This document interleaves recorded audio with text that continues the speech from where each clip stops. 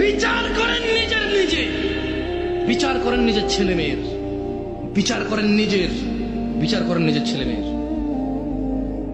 জাবের রাদিয়াল্লাহু আনহু থেকে বর্ণিত, তিনি বলছেন, ইন্না বাইনার রাজুলি ওয়া বাইনাশ শিরকি ওয়াল কুফরি তারকুস সালাহ।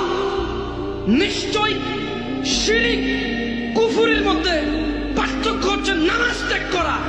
এইবার নিজে বলেন, কত ভাগ মুসলমানের দেশ? আপনি কে? আমি কে? হুজুর কে? হুজুর কি? তার জুমার মুসল্লি কি? তার সমাজ সেবক কি? তার সমাজ সেবী কি? তার মেয়ের জামাই কে? তার মেয়ের জামাই কি? কার সাথে সে তার মেয়ে বিয়ে দিচ্ছে? কোন ঘরে এই ছেলে কোন ঘরের মেয়ে নিয়ে আসতেছে? তার বউ কে? আদৌ কি তার ঘরে কোনো মুসলমান আছে? আমি বলি নাই। জাবের রাদিয়াল্লাহু আনহু থেকে বর্ণিত, আমার সাথে বলেন, ইন্না বাইনার রাজুলি, জোরে বলেন, ইন্না বাইনার রাজুলি, জোরে বলো, ইন্না বাইনার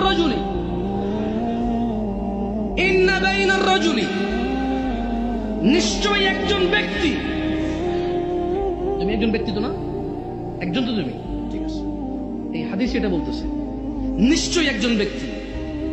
ওয়া বাইনাশ শিরক, বলো ওয়া বাইনাশ শিরক, এবং শিরক, ওয়াল কুফরি, এবং কুফরি, তারকুস সালাহ, নামাজ ত্যাগ করা। তাহলে একজন ব্যক্তি শিরক আর কুফরের মধ্যে পার্থক্য কি?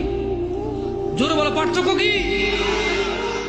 মুশরিক আর কাফেরের মধ্যে পার্থক্য কি? শিরক আর কুফরের মধ্যে পার্থক্য কি?